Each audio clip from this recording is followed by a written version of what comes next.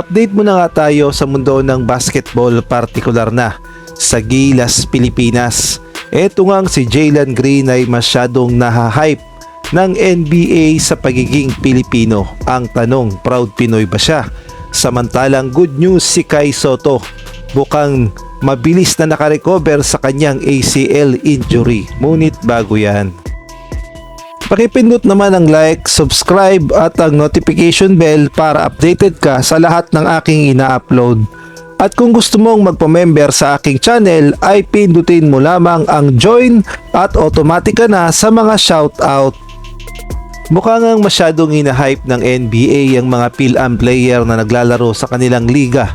Partikular na itong si Jalen Green na naglalaro sa Houston Rockets na alam nating lahat na may lahi naman talagang Pilipino dahil ang kanyang nanay ay half Pilipina at ang kanyang lolo ay purong Pilipino.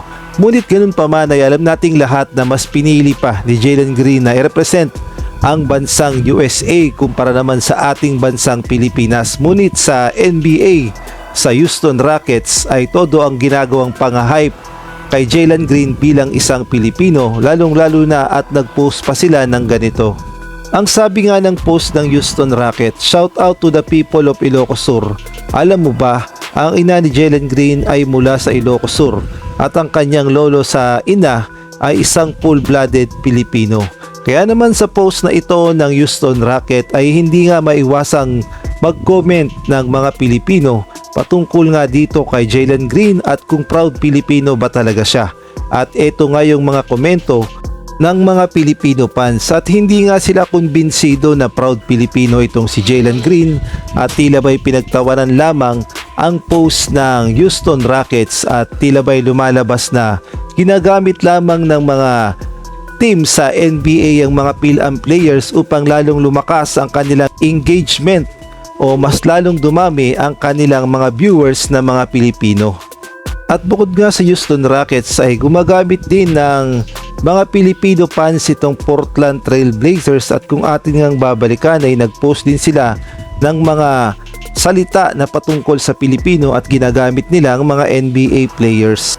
Well, hindi naman masama na gumamit ng engagement sa mga Pilipino fans ang NBA. Ang problema nga lang ay yung mga PhilAm players na kagaya na lamang ni Jalen Green na alam nating lahat na hindi naman talaga proud Pilipino ay tila ba'y nagiging insulto pa sa mga Filipino fans ng NBA.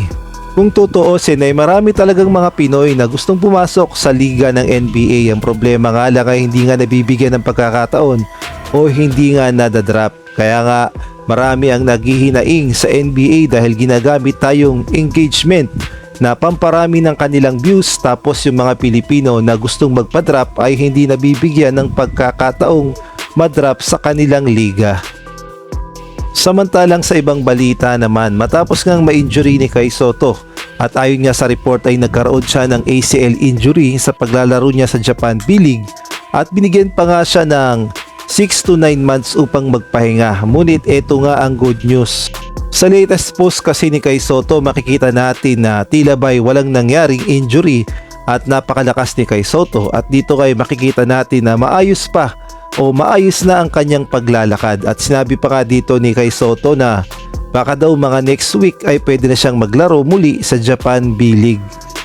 Surprised that you're walking now. Oh yes, next week I'll be playing. Why always next week?